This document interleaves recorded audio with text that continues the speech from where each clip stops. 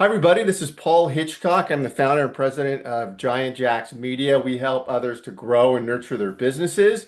This is my channel, Giant TV, where I have entrepreneurs on here doing amazing things. And Simone Sloan is certainly one of them. She's an executive coach helping leaders build high trust cultures that drive performance and results.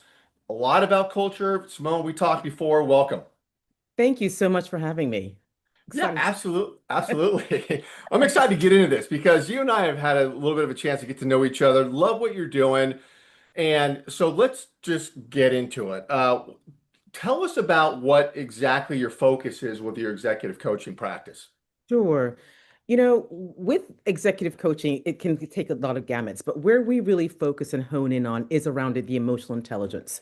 And part of that work is about executive presence, making decisions, creating teams, and building more trusting, collaborating, connecting teams. And that's where we really start to really understand where the triggers are in terms of how you're presenting yourself, how you're communicating, how are you being received by your teams. And in the same breath, how does that play into how are you making decisions? Are you really bringing people in, or is it more of a dictator kind of style?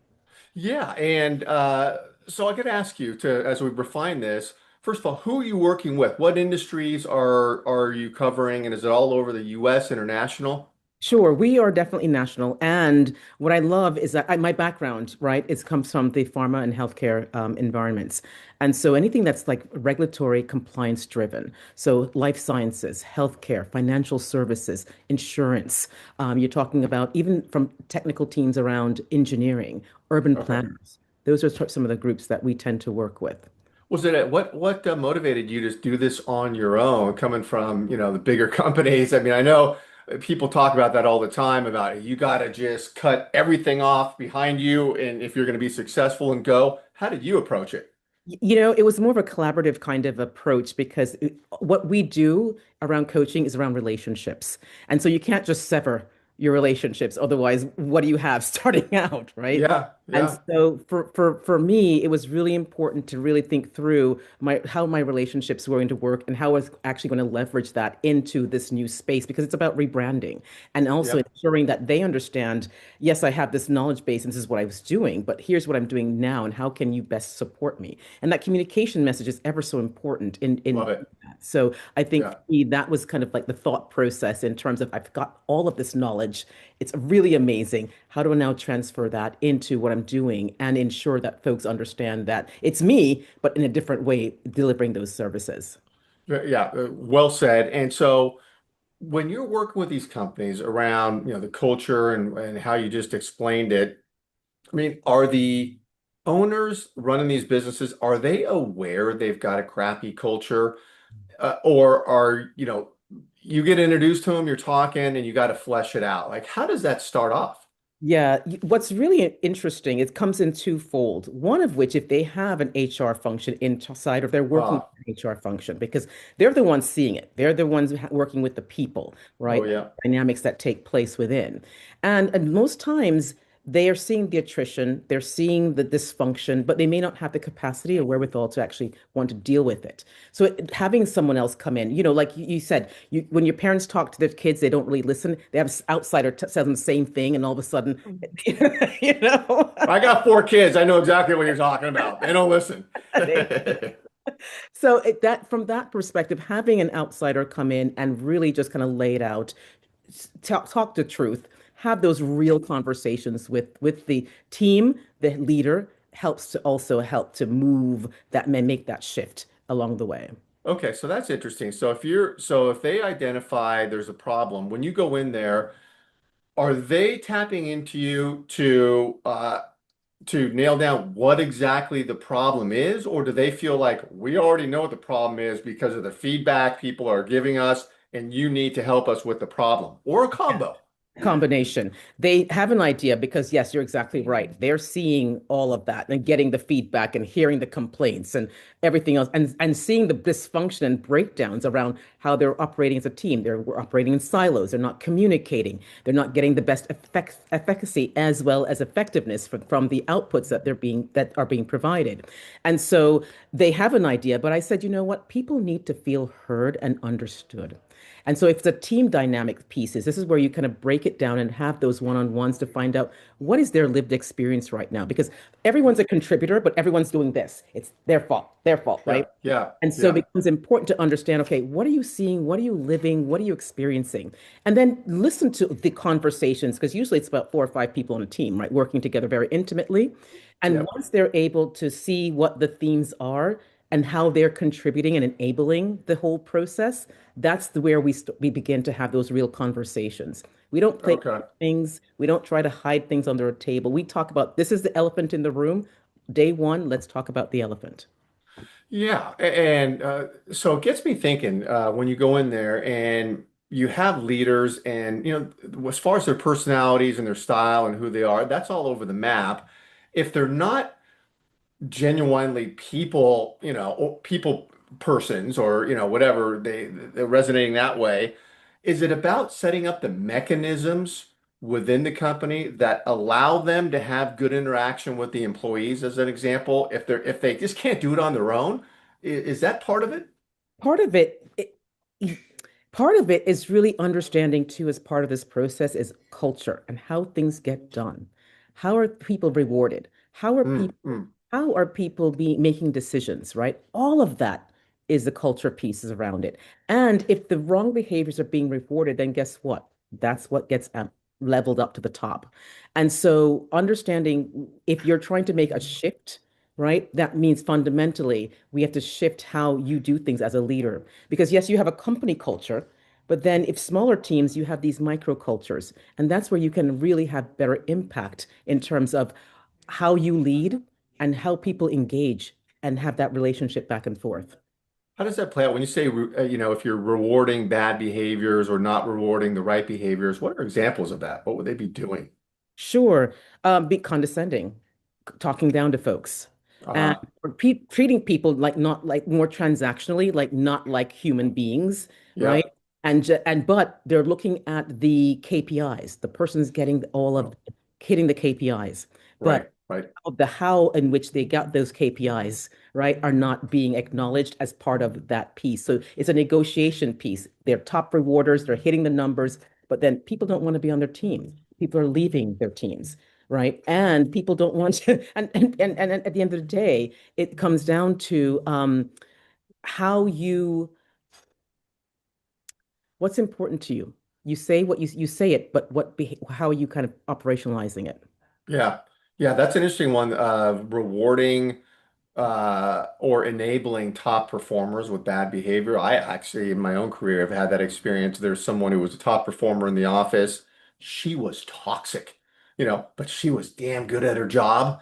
Yeah. And like she was kept around for too long, but credit to, the owners is they eventually let her go because she was just so disruptive. So I think that's a good example of what you're talking about. Absolutely, absolutely. And you see it many times in different ways, right? Yep. Yeah. Yeah. Yeah, for sure. So when you're getting involved, Simone, with businesses, who are you interacting with? Are you interacting with the team and the owner? Like, is it a workshops? Like, what does it actually look like? Absolutely. If it's a coaching engagement, right, where it could be from the leader because they kind of set the stage and tone Yeah. how things kind of play out within their teams, then I am working with the team leader, right, the manager, Yeah. owner. And with that, it could be a 3 month, 6 month, depending upon what the Okay. needs are around that. And but I'm taking them through the self-awareness where we are getting the feedback. So we are talking to their peers, we're talking to their vendors, we're talking to everybody that they touch within their value chain. We are Interesting. doing an assessment. So that way now we've got what they said. Here's also some research-based tools that kind of align to that and see what comes in. And then let them sit with it because the information sometimes is not very pretty and we're not delivering it in a way that says and coddling. We don't coddle. So we're really, really wanting to them to confront this because it's feedback that they've not received.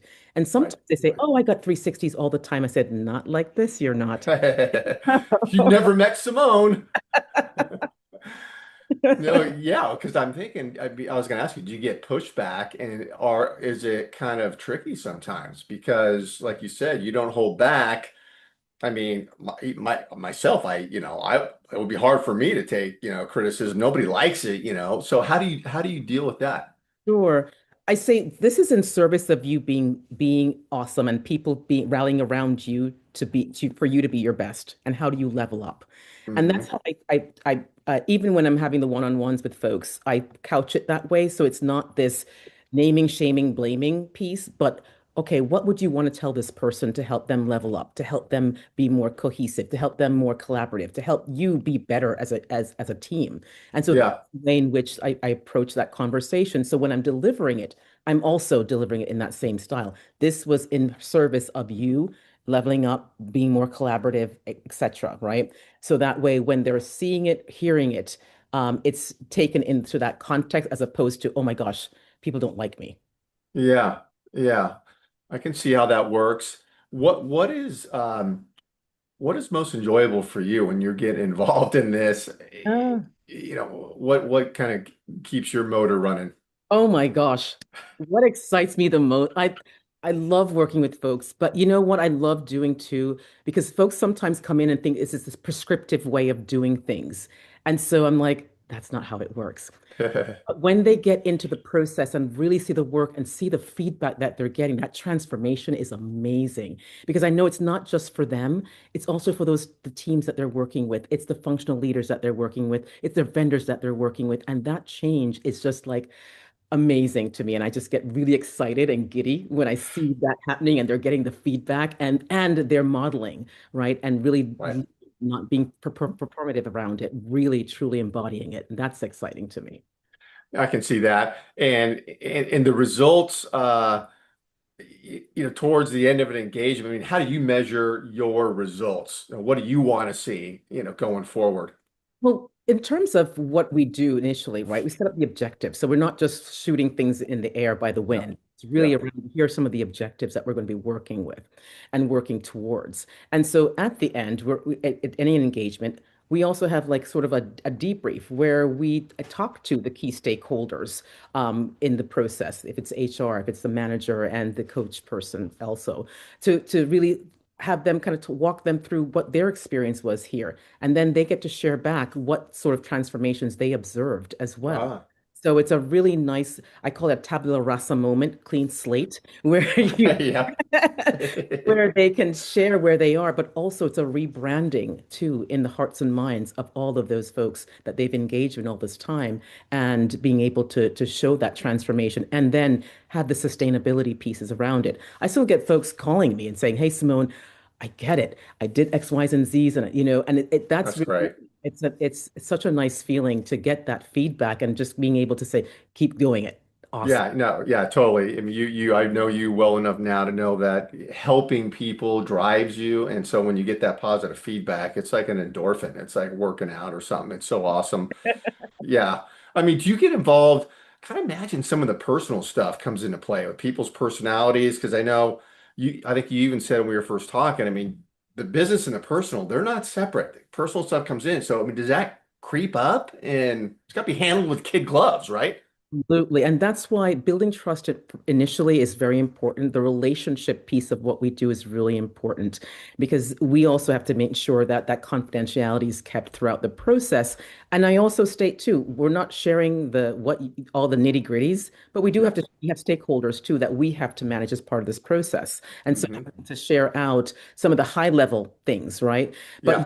personal things do come into play because if you see it over here, guess what? It's happening over there. And so bring that go, and that's the aha moment too, in terms of tell me what's happening over in this particular area and how does it Yeah. on the other side of things, right? So Yeah. we are human beings, and to say that we separate and we're compartmentalized, some people do that really well, but I think that we are human and things come up, right? And Yeah. we have things that are impacting us outside that we cannot control, but it's bringing us frustration, anxiety, anger. It's going to show up in the workplace and how we communicate, make decisions, connect with people. And Yeah. those together is really important because sometimes folks don't see that. And that's where it becomes really important to have someone on the outside looking in to say, here's what's happening and what do you see? Yeah. Yeah, so you're very much an empathic listener and a people person. Where did that come from? Were you raised in a certain way that got you this personality, or what is it? Where does it come from? People always say I'm a good listener. I think that's my superpower. I just listen. Totally. Yeah. And I think I'd listen for not only what's being said, but what's not being said. And then also, too, as part of that, the body language about how they're communicating and what's going on. Because I'll be in a room with, and even on a Zoom meeting, and I'll see someone maybe drop their shoulders down if they say Yeah. something. Maybe look up in this. I said, and that's when I bring them in. I go, "What are you thinking? I noticed this. What are you concerned about?" And then they perk up and go, "Oh, this is what I was thinking," right? Yeah, that's key. That's key. Yeah. And just being able to meet people where they are, and but also build that trust too is also key as part of that empathy piece and understanding. Were you an outgoing kid? You know, were you getting in trouble all the time in school for I talking wish too I much? were, but I won't. I'm raised by Jamaican parents, so that was not in in the repertoire. Not in the mix. Not in the mix. Oh, that's funny.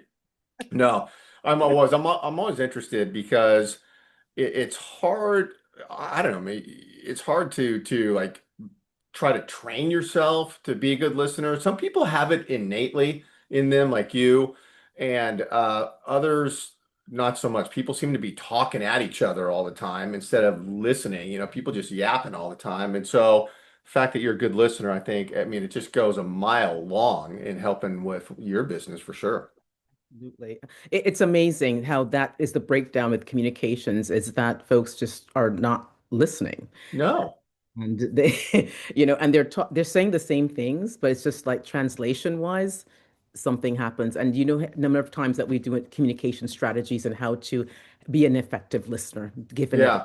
that's going on. Yeah, Yeah, absolutely. no, it just reminds me. I always think of, something in conversations, you're meeting people standing around.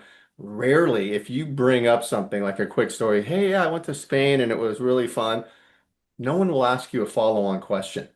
They'll just say, oh, I went to Spain too. And it's like back and forth volleying. And it's like, ask a second and third question, dig in. That to me, that's listening. Absolutely. And that's the onion, right? Because they're peeling and getting Yes. to understand where people are and what they're doing. And it could just take 5 minutes and just in asking someone open-endedly, how are you doing? Yeah. Some Yeah. folks just Yeah. love to talk and just will tell you how they're doing. And there's so much there. And you can do the follow-up questions to get really into it. But most folks are sitting at the sidelines waiting to speak. And that's a Yeah. problem. I'm Yeah. okay. And I'm gonna up you.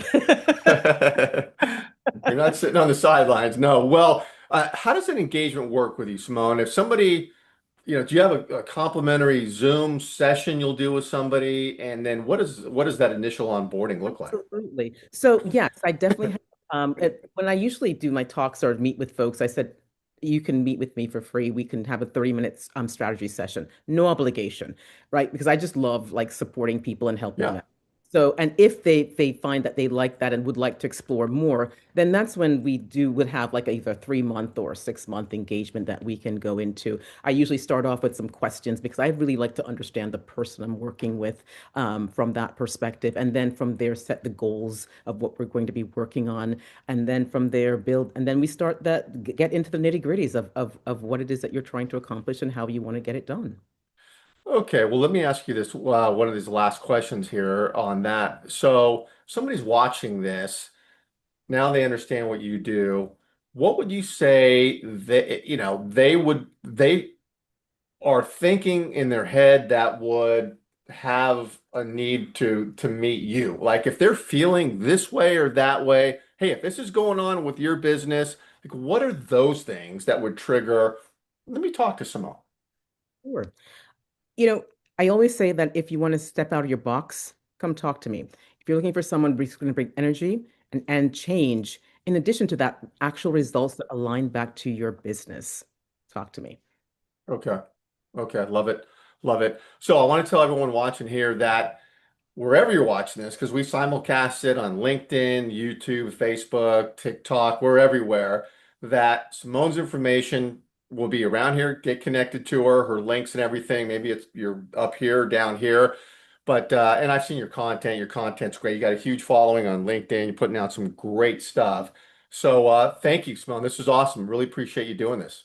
Thank you so much for having me. Lots of fun. Yeah, we'll talk soon.